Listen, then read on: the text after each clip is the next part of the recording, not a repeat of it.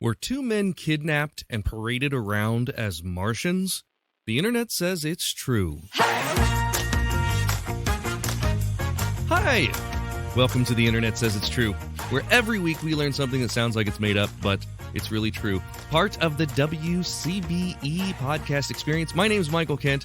Thank you for tuning in again this week. We've got a lot of new listeners to the show now, which is fantastic. I'm happy to have you here. NPR listed us as a recommended podcast in their editor's picks on the NPR app. So we have quite a few people who found the show thanks to that. I love being part of the NPR One app and WCBE, Columbus, Ohio's oldest NPR station, and their podcast experience. Today's episode is a story about exploitation and power, and it's not necessarily a happy story, but it's one that's important to tell. We're going to tell the sad story of George and Willie Muse. Before we get into that, I want to share with you something interesting. This was a comment on Reddit. Someone listened to episode 125 2 weeks ago, and that was the one where I wrote the entire episode using ChatGPT artificial intelligence. They asked ChatGPT to write a review of the podcast. Again, this is artificial intelligence writing this. It says, quote, ChatGPT, our new robot overlords, is an interesting and thought-provoking podcast that explores the topic of advanced AI and its potential implications. The episode delves into the capabilities of OpenAI's ChatGPT program and raises important questions about the harms and pitfalls of this technology. The host does a good job of keeping the conversation engaging, and the addition of comedian, writer, and magician Matt Donnelly adds a fun element to the episode. Overall, it's a well-produced and informative podcast that's worth a listen for those interested in AI and its impact on society. End quote. Holy cow. Absolutely amazing. Now, think about things like Amazon reviews and how this could impact those. That's just nuts.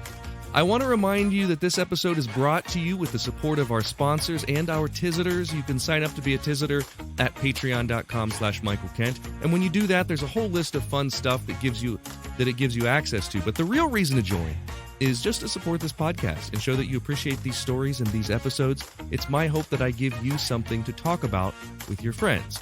And with that said, the next time the topic of the circus comes up, you can tell them this story. If we're going to do a podcast about exploitation in the circus, it's really too much for a single episode. We could do a story about the exploitation of animals, but that's not what this story is. We could talk about the exploitation of little people. We could talk about a whole list of things. But this episode is about one story, and even that story could be its own 10-part series. So before we get into that, I want to suggest that if you want to read the story in incredible detail, trust me, there's a lot that's fascinating about this. Read the book True Vine by Beth Macy. And Beth Macy is actually from my hometown of Urbana, Ohio, and I didn't know about this connection until I started researching this week.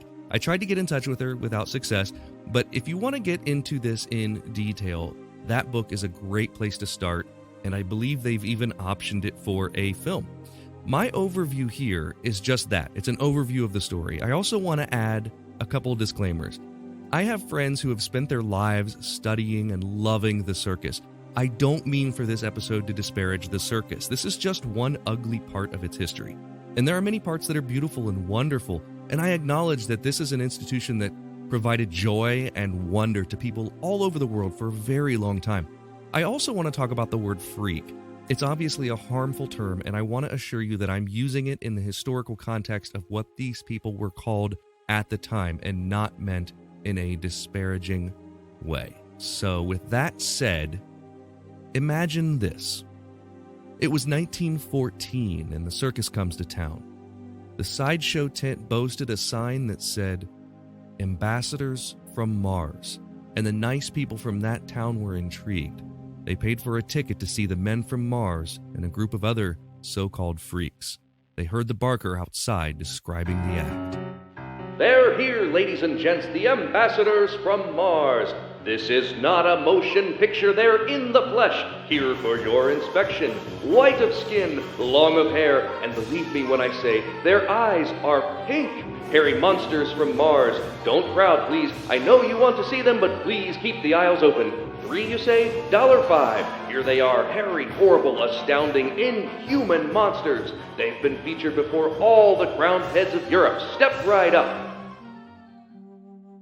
That was the actual text of the Barkers' speech for Eko and Iko, the ambassadors from Mars. They'd also sometimes be billed as the sheep-headed men, cannibals from Ecuador, or the original monkey men. In one story, they were discovered in a raft drifting off the coast of Madagascar. But Eko and Iko were really George and Willie Muse, two black men born with albinism, a rare genetic expression that robbed them of the pigment in their skin and hair. Their hair was naturally blonde. Their eyes appeared pink. The story starts in 1899. George and Willie, who were just 6 and 9 years old, were working in a field in Truevine, Virginia. Truevine was a small rural community of tobacco farms southeast of Roanoke. They were free men, the grandsons of enslaved people, but were put to work sharecropping from a young age. Their job was to find and exterminate the bugs on tobacco plants. Working in the fields was difficult for these boys. Their albinism gave them an eye condition that made them sensitive to the sun, and even as children, they had permanent furrows on their foreheads from constant squinting. They lived on the farm with their mother Harriet, their father Cable, and 3 other siblings, and that year, in 1899, everything changed. The story varies, and it depends on whose account you believe. But through some means, whether Harriet agreed for them to go temporarily or they were taken without their permission, George and Willie were picked up from the field by a man in the circus business. The dominant story seems to be that Harriet went to the house to get some farming tool, and she came back, and they were gone. His name was Robert Stokes, and he was the man responsible for taking the boys from the field, allegedly using candy to lure them away. Eventually, the boys were under the control of a man named James Candy Shelton, who wanted to display them in the freak show. In the late 19th and early 20th centuries, freak shows were a large part of circus sideshows. Humans have always been curious to peek in on the bizarre, the strange, and sometimes those who just look different than the rest of us. There was a time that the World's Fair and even some zoos would have human zoo exhibits in which Africans had been kidnapped and displayed, made to live outdoors as onlookers would gawk at this showing of so-called primitive life. The same was done with Native Americans. Circuses got in on this brand of exploitation. In 1880, famous circus owner P.T. Barnum displayed 2 Ohioans born with dwarfism as, quote, the wild men from Borneo.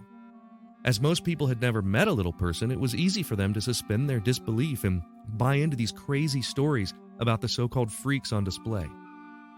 Siamese twins, fat ladies, dog men, all people who looked different and thus were billed as freaks to small town after small town. Most of these people were hardly paid, if at all. They were given a traveling home, meals, and a new family, that being the other so-called freaks on the sideshow. One exception was a man born with a pituitary gland condition, Charles Stratton. He grew up to be only 25 inches tall, and Barnum dressed him in a Napoleon uniform and showed him around the world as General Tom Thumb. He was seen as so valuable to Barnum that he was paid incredibly well, making Tom Thumb a millionaire before he squandered the money away. George and Willie, however, Eko and Iko as he called them, were a different story. They weren't being properly compensated for their time away from home. In fact, they were lied to and told their parents had died. They were displayed in the circus sideshow and people paid to stare. Sometimes they were simply displayed for their unusual appearance. Sometimes their handlers forced them to bite the heads off snakes or eat raw meat to complete this illusion. Other times, they sang and played music. Strangely enough, these brothers, now young men, could play any song you asked for and were often known to play the song, It's a Long Way to Tipperary. They were given elaborate matching costumes and had their bright hair matted into dreadlocks. Sometime in the mid-1920s, the brothers were sold to the Ringling Brothers Barnum and Bailey Circus and became incredibly popular. They literally traveled around the world performing for several heads of state, kings and queens. This was now the only life they knew, and it beat working in the field in the sun, something that was incredibly difficult for people sensitive to the sun because of their albinism. From 1914 until 1927, they had become world famous without getting paid world famous salaries. But in 1927, their lives would be changed. We'll talk about that after a quick break. There was a time that humans used 100% organic products as healing balms and moisturizers for their skin. Well, I've partnered with an awesome company that wants to get back to those times. Fatco sells organic and responsibly made tallow-based skincare products. For centuries, humans used tallow in skin moisturizers and healing balms, but unfortunately, the topical application of these fats seemed to stop around the same time that animal fats stopped being considered part of a healthy diet. A lot of modern skincare products do more harm than good by stripping your skin of its natural oils. Let's change that. You can try them out now at fatco.com and get 15% off your order by using my promo code INTERNET. Go to theinternetsaysitstrue.com/deals for the link. If you love listening to this podcast every week and you want to show your support, that would mean a great deal to me. You can do that by becoming a Patreon member. We've got members at all levels, whether you want to pledge $1 a month or $10 a month. Just think about the value that you receive from this show. And if you like the histories and the stories that you learn about or the jokes that you hear, and if you think that they're worth it, consider signing up. For that, you get every episode ad-free and a week early, access to bonuses like the unedited videos of the guest appearances, and 20% off all merchandise. You can sign up today at patreon.com/Michael Kent. That's patreon.com/Michael Kent. Hi, this is Sue Foley, and inviting you to listen to Music Journeys. Here, local and national artists share how the love of music began and what inspired their latest project. Mike Foley blends it all together with some music. Now, you can't believe him if he says he's related to me and inherited my musical talent, but you can be sure that other Foley will deliver a worthwhile listening experience too. Listen to Music Journeys Saturday mornings at 11:30 on WCBE and in the podcast experience at WCBE.org. George and Willie Muse had been traveling around the world and displayed as circus oddities for more than a decade. They'd been told their parents were no longer living, and they'd been exploited, underpaid, and lied to while people paid money to stare and laugh at their appearance. They were bringing in as much as $32,000 a day and just being paid pennies. P.T. Barnum had been displaying them in matching fancy suits with a sash, calling them Eko and Iko, ambassadors from Mars. And one day in 1927, the circus took them to Roanoke, near the field from which they were snatched as boys. It was their first time back in the area in 13 years. The crowd inside the tent was full, and as the boys were playing their favorite song, It's a Long Way to Tipperary, a woman pushed her way forward through the crowd, yelling out to them. George noticed her first. He stopped playing and said to his brother, "There's our dear old mother. Look, Willie, she's not dead." It turns out, while George and Willie were touring the world with the circus, Harriet had never stopped looking for them. She had an idea that they were with a circus, but didn't know where or with whom. She bought tickets to this circus when it came into town on the off chance that she'd see them. The announcer of the sideshow was visibly unhappy. The brothers ran forward and embraced their mother. The illusion of the men from Mars was being shattered in front of the eyes of the onlookers. Harriet didn't care. The tent was silent as it watched her grab her boys and run them out of the tent. George and Willie went home with their mother for the first time since they were young boys. They sat in the house, shoulders slumped. They didn't know what to do with themselves. Locals started coming through the house to see the boys. They would be dropping coins into a tin cup to see them. They were living the same existence as in the sideshow, but now in a house with their mother. The city soon put a stop to it. The newspaper reported that a high-ranking official stated, quote, "Roanoke is in no need of any ambassadors from Mars," end quote. The circus sent police to the home. They claimed that the boys were their property, which is quite a disgusting claim to make about some people who were only 2 generations away from slavery. Ringling claimed that Harriet was depriving the circus of 2 valuable earners with legally binding contracts. This is where Harriet began a series of lawsuits to try to argue that her sons were being exploited. She took on the Ringlings, who were multimillionaires, in an era where black people in the South who spoke up against power were still being lynched. While the legal battles dragged on, the Muse brothers returned to and continued traveling with the circus. Finally, Harriet was successful. She sued for back pay and fair wages for her sons, and she got that for them. It could be argued that perhaps the circus may have been a better place for them. This was all they knew, and in the circus, they were safe from working fields in the Virginia sun, safe from lynchings, and because of those efforts, George and Willie were able to get Harriet a new house. They were able to pay for her health care, and when she died of a heart attack in 1942, they paid for a funeral and paid off her debts. George and Willie retired from the circus in the mid-1950s and loved telling locals the amazing stories of their travels around the world.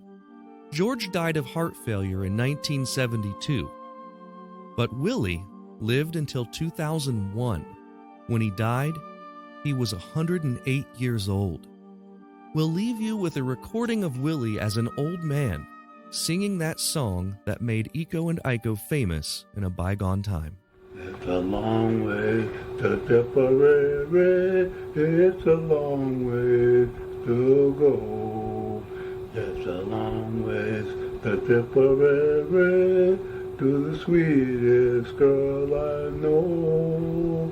Goodbye, my piccalilli, farewell, Ulster Square. It's a long, long way to Tipperary, but my heart right there.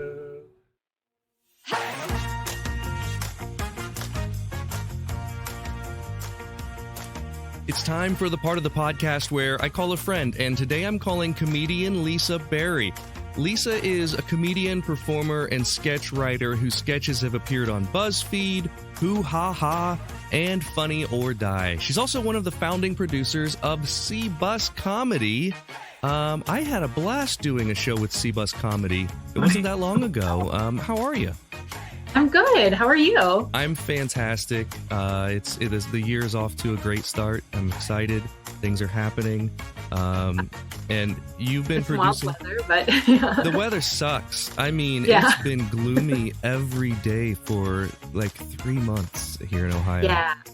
I have a coworker who is originally from India, and then she moved to Arizona, and she was really excited when they moved to Ohio because she had never seen snow before, and she was so excited she thought it was going to be a Hallmark movie every day.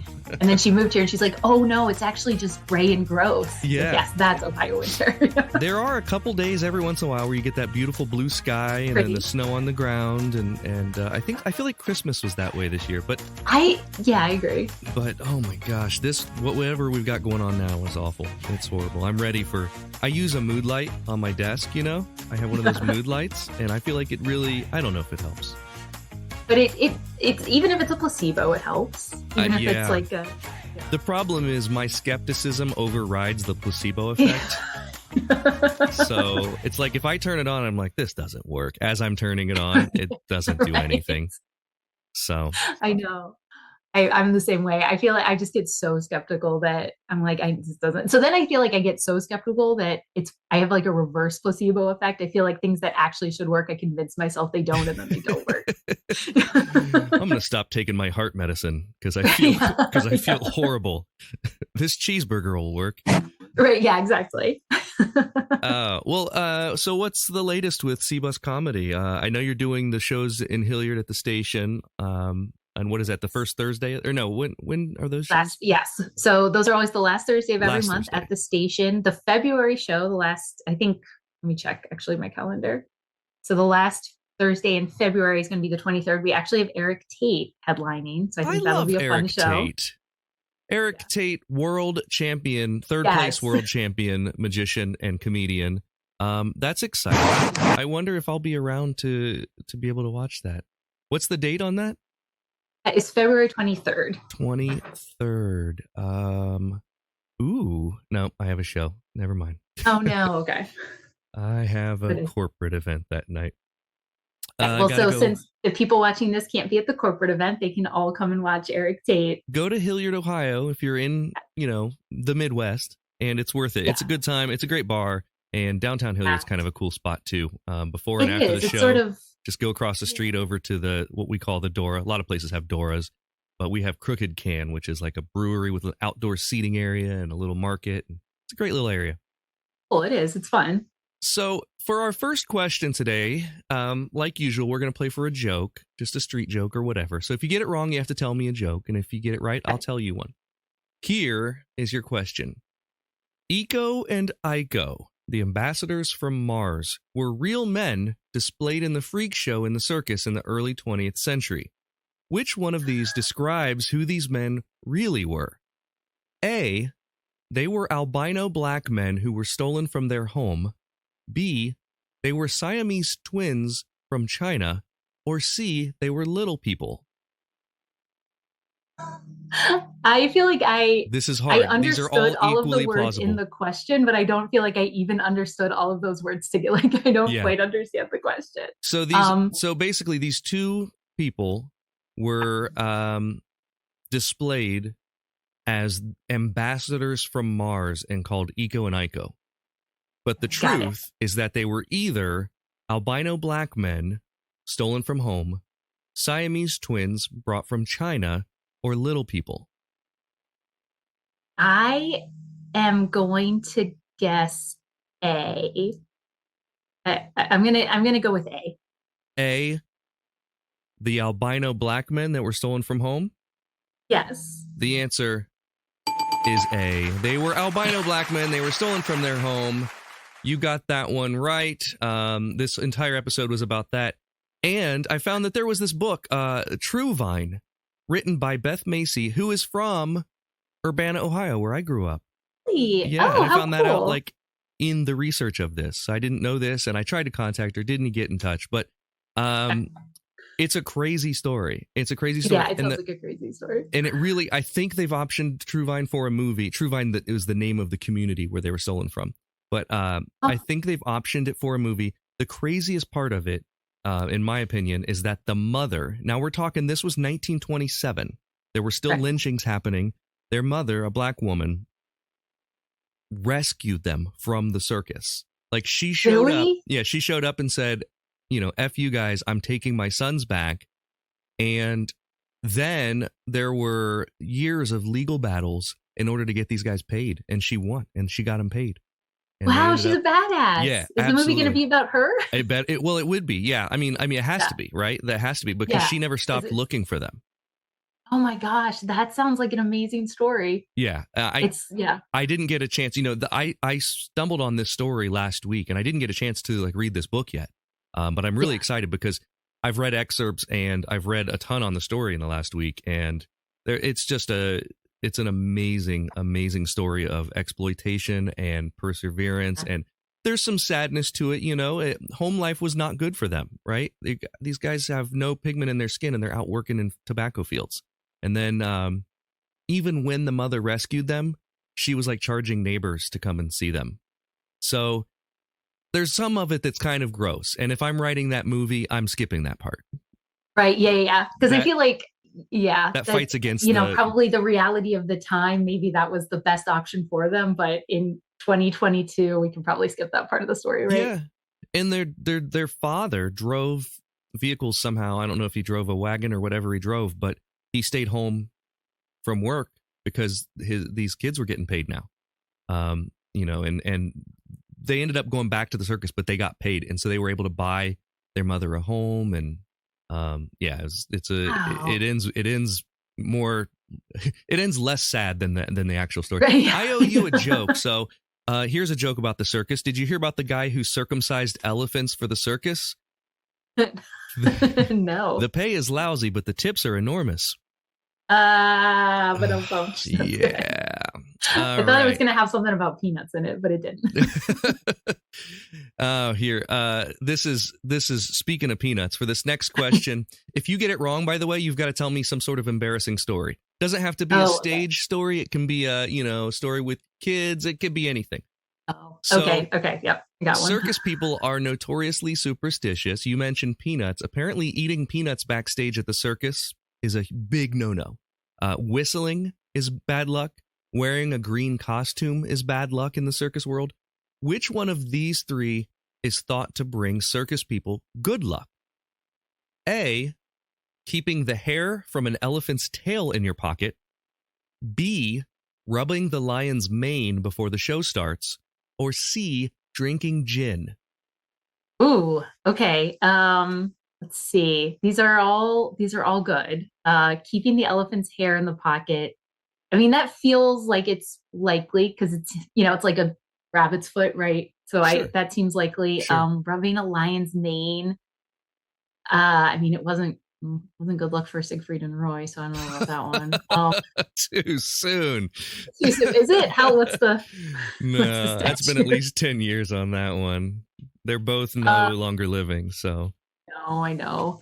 And then the drinking gin, I mean, that just seems like something they were doing anyway. They were doing anyway, yeah. I mean, although maybe they were like, no, this is for good luck, trust me. This is rationalizing drinking. Sure. It's just to make the show run well. I'm gonna go with the elephant's tail. Okay, the answer is A. Keeping the hair from an elephant's tail in your pocket is good luck in the circus world. Wonderful job. You're 2 for 2. Killing it, Lisa Barry. I can tell an embarrassing story still if you want me to, because I had one in mind. I will. Let me tell you mine real quick. This is something I told on Facebook yesterday or the other day that I've not told on the podcast. My wife loves swans. Okay. And she asked me, she said, you read this? Did you see this? It was insanely embarrassing. Yeah. She goes, I want to know, like, where are there swans around here? Are there swans in Ohio? I was like, yeah, they're everywhere. You just have to know, like, kind of where to look. I was like, I feel like I've been seeing one, like I've been driving by a pond with one. And then a couple days later, I drive down this road and there's like an apartment building. And then their little holding pond behind the apartment building had a swan and a fountain. And I was like, oh, this is awesome. So next time we're in the car, I'm like, I got to show you something. I kept it a secret. I was like, so excited. I was like, I got to show you something. And then I drove to it and I was like, let's get out of the car. And we drove, we like parked in the parking lot of the apartment buildings and walked like behind the apartment buildings, like, between two buildings. And I was like, there it is. And I looked at it and it was a plastic decoy swan. I was so proud of myself. I know you were like, I did this. I am husband of the year. Ridiculous. But there are real swans in Columbus, I swear, because I have taken photos of them. You just have to be able to tell the real from the fake ones. Yeah. And for people if you're in Columbus, Ohio, and you're looking for swans, I frequently find real swans at what we call Broadcast Lake, which is off of 670 near Grandview, off of Dublin Road. Yeah. So when I say we, I mean the birding community. I'm incredibly nerdy. The birding community calls it Broadcast Lake. Probably no one else. Oh, so wait, it's not actually called Broadcast Lake? I don't think so. It's just where ABC 6 Fox 28 is, and I think there's a radio station on that same strip of land there, and the Watermark building's back there. It's a whole yes. I used to work in that area, so I know what you're talking about. Because I was gonna say I don't know where Broadcast Lake is, but that is not what it's actually called. I don't know if people outside of it was the first time I heard it was birders. So anyway, enough about birds. I want to hear your embarrassing story.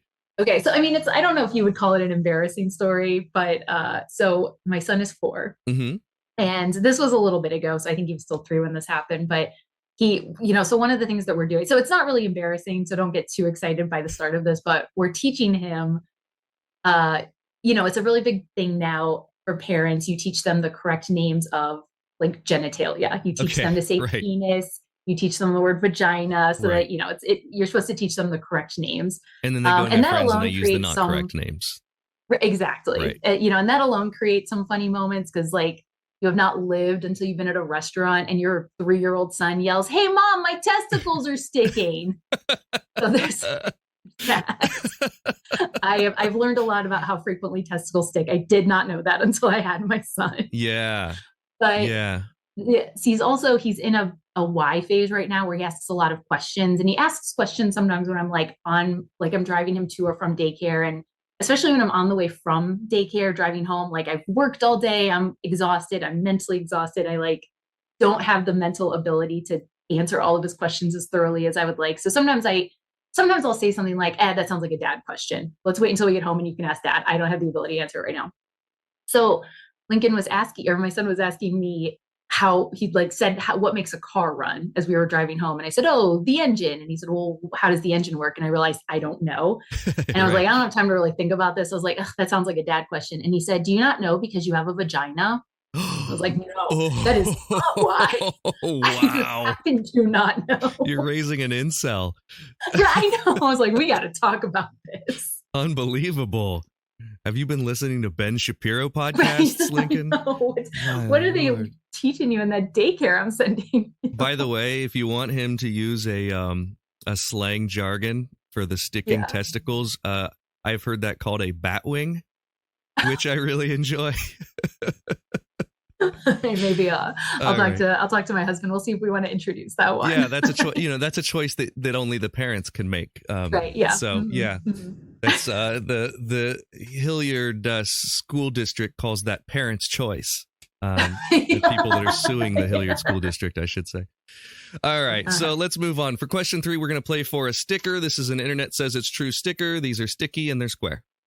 And I think this is my 3rd time and I've never won one. Oh no, well you're 2 for 2, so things are going well so far.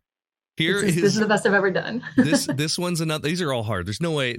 These are all fun little things I discovered while I was researching. And this one, well, okay, we'll talk about it after. Grady Stiles Jr. was better known for his name in the circus freak show, Lobster Boy. He had ectrodactyly, a genetic condition that forced his hands into the shape of claws. He was born without legs. Which one of these is a true story about Grady Stiles Jr.? A, he was hired as the lion tamer for the circus, but he was fired because it was unsafe for his wheelchair to be in the ring with the lion. B, he claimed he could communicate with the elephants. Or C, he shot and killed his daughter's fiancé for calling him a freak.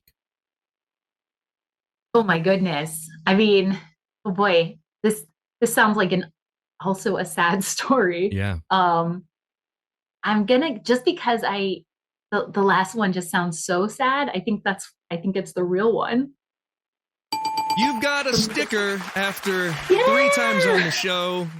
Yes. I feel bad celebrating after what sounds like a really Seriously. sad story, but I am excited about the sticker. As soon as I read this, I have decided this is going to be an episode because it's not just his whole life. So this guy was an abusive alcoholic. He beat his wife, and it was not a happy family. And his oldest daughter, who was only 15 at the time, was dating an 18-year-old kid. This was 1978, so this wasn't like, this isn't like the 20s where things were so he shot and killed her husband-to-be on the eve of the wedding. And the guy had called him a freak. So what's really interesting, and when I do this episode, you'll hear all about this. His wife, Grady's wife, hired someone to kill him, and to kill Grady, and Grady was killed by a hitman. So she successfully hired someone to kill him. Yeah. Wow. Yeah. Basically a life of just being abused, and Grady's son and daughter are still alive, I believe. Donna was I guess the daughter. If 78, they would be. Yeah, probably. And the son. So Grady was like a 3rd or 4th generation person with ectrodactyly, this condition. So his dad and grandfather, and I believe great-grandfather had this. He was the 4th one, and his son has it and is still alive, and his son still has this, thing. And I don't know if his son does any circus performing or anything, but there is a Grady Stiles the 3rd. So I've never even heard of that. And it's interesting. I first heard about this guy because he was on the cover of the of one of my favorite albums when I was in high school, Freak Show by Silverchair. Grunge band of a bunch of teenagers. You're 3 for 3. You're killing it. Question 4. For this question, we're playing for doing the dishes.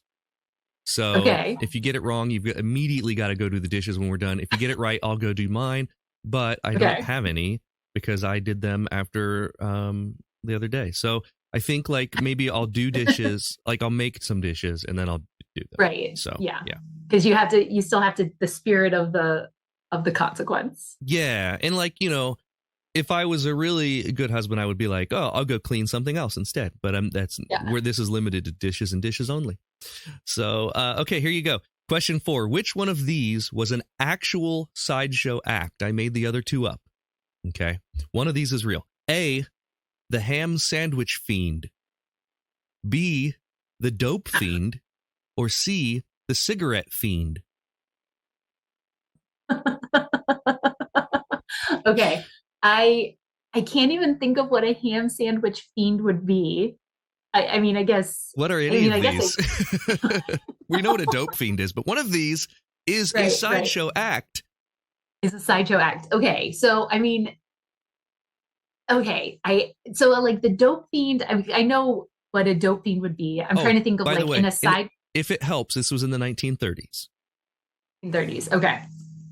So I don't even, when did people start using the word dope? Were they using the word dope in the 1930s? I don't know. The cigarette fiend. I mean, I feel like maybe there could be like a sideshow act where they were like, look at this. Although I think they thought cigarettes in the 1930s, didn't they think cigarettes were like healthy? Okay. I think I'm going to say dope fiend. And I think it was like, you know, just like they just put somebody out there and they were like, I'm going to say dope fiend. I'm going to say B, dope fiend. The answer, cigarette fiend. So Peter Robinson was the most famous cigarette fiend act. And oftentimes the cigarette fiend was also the skinny man or the skeleton man, which was the case with Peter Robinson. He had like atrophied legs and stuff. His exhibit usually consisted of him just lounging on a sofa, inhaling cigarettes. And here's why it was a freak show thing. Apparently, for the late 1800s and early 1900s, this just sitting and smoking one cigarette after another was bizarre and obscene because cigarettes were an item of luxury. They were only smoked during leisure time, not all the time, and not chain smoking. No one chain smoked. It was just kind of like you'd smoke one, which is really strange, which I guess maybe it's before they started putting like, you know, this addictive nicotine type stuff into the tobacco or whatever. So in the 1930s, it was reported that the cigarette fiend earned $25 a week for his work in the freak shows. And that was, I think it was like 35 grand a year or something. Whatever it was, that's 25 a week isn't 35 grand a year. I don't know where. I thought you were saying it was like the equivalent of maybe it is. Grand a year. Whatever it is, they said it was the same as like what most people made in the country at that time. So this guy just sat and chain smoked in front of a crowd. Yeah. Who knew? So okay. Yeah. I guess that makes sense. I guess if it was seen as an object of luxury, but you're right, they must have been before they started. Not like that there was ever a time cigarettes were good, but it must have been before they started putting all that. Yeah. There was a very famous magician who is no longer with us, but his name this is worth Googling, Tom Mullica, Mullica, who made his name in magic for his cigarette act. He was a great magician. He also impersonated Red Skelton, he was really good at that because he had the same face, basically. But this guy could contort his face while he did this act where it appeared as if he was just lighting cigarettes and eating them. And he's just tossing them in his mouth throughout. So like 10, 20 cigarettes. He's got a whole pack of cigarettes in his mouth. And then out of nowhere, he would just smile and all these cigarettes would come out and his smile lit. It's an incredible act. It's worth Googling. You know, ask Eric Tate about Tom Mullica. Yeah. So you're 3 for 4, doing very well. This next one, Lisa, is for all the marbles. And if you get this wrong, I'm going to ban you from the podcast. You won't be asked on for a 4th time. What is something that we do now that people will look at in 400 years and say, what the hell were they thinking? So say that one more time. Sure. You know, I'm looking at this idea of sideshows and freak shows in general. And and we can even look at last week's episode, which was about the fact that we thought vampires were real. And so we stuck a brick the Venetians, stuck a brick in someone's skull so that they couldn't bite their shroud and become a vampire. We do stupid stuff, and then we don't know about it for hundreds of years. So this is an open-ended question to you. What is something that we do now that people in 400 years are going to look back and say, what were they thinking? Oh, gosh. Okay, that's a good one. Sometimes I feel, I don't know. Sometimes I do feel like people are going to, in like 400 years, are going to look back and be like, why were you guys all holding like devices that, like, I feel like we all have cell phones on us all the time. And in 400 years, they're going to be like, well, no wonder you all like had all of these issues because you were just holding this electronic device to your face constantly all of the time. Interesting. Sometimes I think. So you think there will be sort of a awakening, like a great awakening away from technology? Or do you think it'll be because it'll be implanted? So, yeah. Do you think it'll be implanted in our heads? Yeah, by that time we'll be like telecommunicating with everybody all of the time. Yeah, well, look back on us. That's a good answer. That's a right answer. We'll call it a right answer, which means you're welcome back. I think that I was asking my friend this earlier, and what I said was it'll have something to do with cancer. Like, it'll be painfully obvious that we are all doing something that is very clearly giving us cancer, and it could be the same. Yeah. It could be a cell phone. It could be the cell phones. I know that's kind of what I think is. I feel like I don't know. They're gonna be like, why were you just like walking around with these all the time? Or even like, I do think not in 400 years. I think in even just like 20 years, honestly, I think people are going to look back at people like tanning. Oh, yeah. And be like, absolutely. Why did anybody ever do that? Like, that is just so clearly bad for you. Yeah, I think it's probably most likely to be the stuff we're eating, right? Like, there's got to be something very common, like fried foods or processed foods that we're eating that's giving us cancer. And a lot of people already think this. But it'll be like, where all the evidence points to that. And there will be another 20 years of like right-wing Republicans saying, you can't tell me what to eat. This is, a myth. It's fine. And just kind of like what we're looking at with climate change. And, it'll be a thing where like, it'll be don't look up where everyone just denies and then I it. feel like we'll go through that. And then, I don't know, did you see this about the sodas, right? Like Democrats tried to ban like super large size sodas in New York City and it didn't pass. And then like 10 years later, Republicans got upset because they were like, why didn't you warn us how bad big sodas were? That was an episode of Parks and Rec, too, where they tried like to get rid of the Sweetums 64 ounce soda or the Super Punch Burger or whatever. Based on something that I think then I don't know. I think it was real in New York City. They do a lot of stuff that is based on real stuff because Sweetums talks about in that episode. They talk about, this is our worst PR since or something like there was a giant vat of molasses that exploded and caused a very slow moving wave. And that's a real thing that happened. One of my first episodes was about the Boston molasses flood. Yeah, it was a real thing. And I think they do a lot of inside jokes like that. But in any case, thank you so much for coming back on the show, Lisa. Where can people learn about your comedy and where can people learn about the shows that you produce? Yes, so people can follow me at Barry227 on Instagram, or all of the shows that I produce with C-Bus Comedy. So that will be anything that's C-Bus Comedy, but also any shows I do, outside of C-Bus Comedy or anything I'm plugging. But C-Bus Comedy, where I'm one of the producers, they can follow C-Bus Comedy on Instagram or Facebook and find out about all of our shows. Like you said, we have a show at the station in Hilliard the last Thursday of every month, but we also produce shows at other places, Natalie's, Cafe Kerouac, different places around the city. And we bring in a lot of really cool people. We've had you, Michael, on the show, but we bring in people not just from Columbus, but from all over the country, and they're great shows. Very good. Go check those out. Thank you once again, Lisa. I appreciate it. Thank you for having me. Well, that's all for this week. Thank you so much to my friend Lisa Berry for being my guest. Once again, if you want to learn more about this, look up the book True Vine by Beth Macy. Here's some audio from an actual kid from Mars. Thank you for listening to The Internet Says It's True. To listen to episodes ad-free and a week early, support us on Patreon. You can do that at patreon.com/Michael Kent. If you learned something just now that you didn't already know, go to the Apple Podcast app and leave us a review with 5 stars and a few words. That helps us a ton. because that's how the algorithm works. I don't know what an algorithm is, but just do it. See you next week for a brand new episode of The Internet Says It's True! The Internet Says It's True would like to thank the Patreon subscribers whose monthly contributions help to make the show possible. Dallas Ray, Sean Brown, Bryce Swanson, Eugene Anderson, Matt McVeigh, Jim Martin, Joanne Martin, the show's official Emperor Kick Track. The show is written and produced by me, Michael Kent. The theme song is by Finite Music Forge. All audio clips in this episode are used for education and commentary and used under Fair Use Title 17 U.S.C. Section 107. You can listen to past episodes by searching for The Internet Says It's True wherever you get your podcasts, and you can see bonus content at patreon.com/Michael Kent.